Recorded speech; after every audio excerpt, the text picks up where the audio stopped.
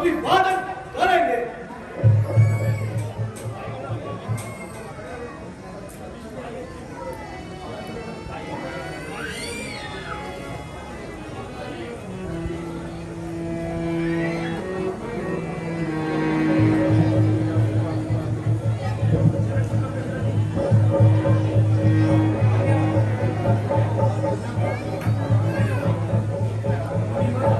मुनिवर प्रणाम।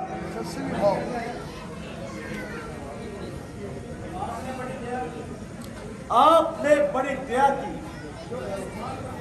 जो इस स्थान पर पधारे और इस धरती को पवित्र किया।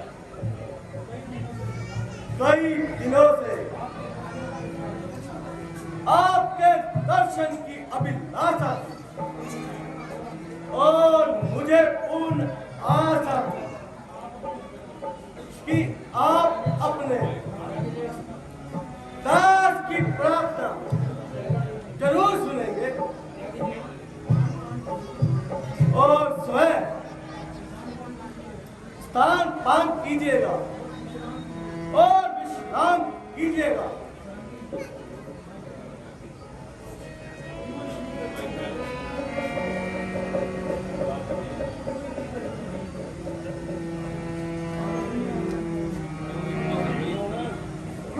तकलीफ थी?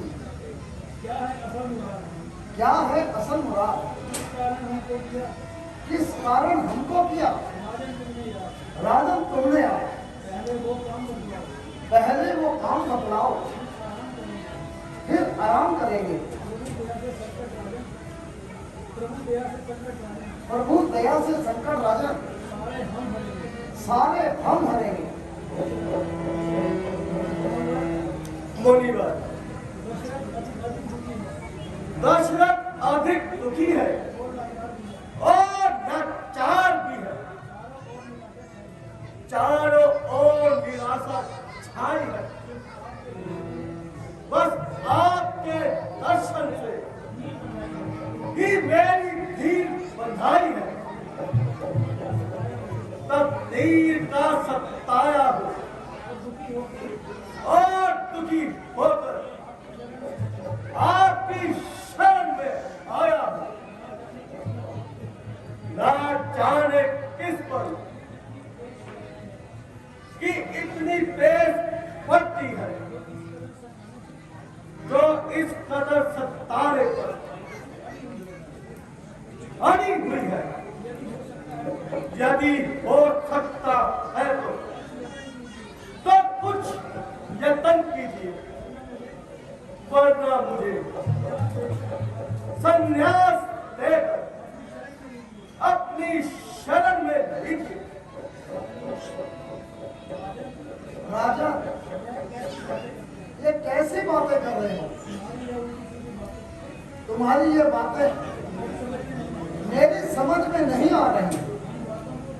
इन बातों को किसी और समय के लिए रखो और असल बात ध्यान से सुनो। क्या बताऊं मुनिवर,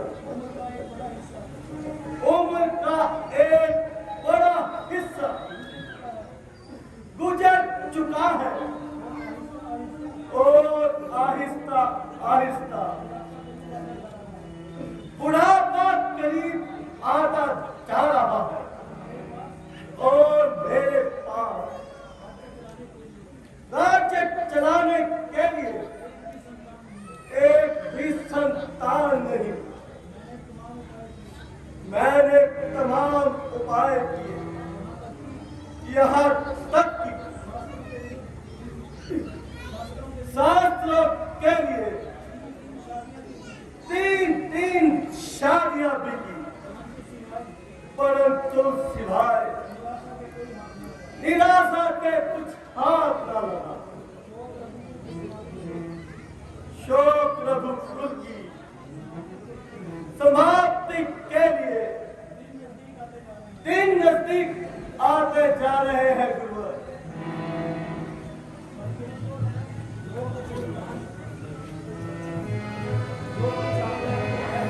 जो कुछ आपने अभी बताया है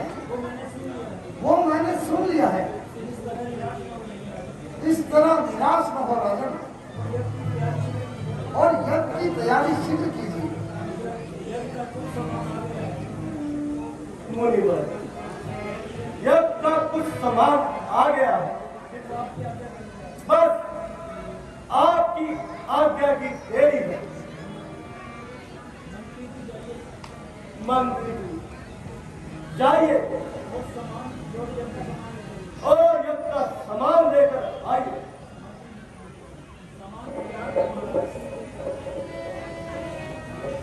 सामान तैयार है महाराज। फिर देश किस बात? चलिए राजा।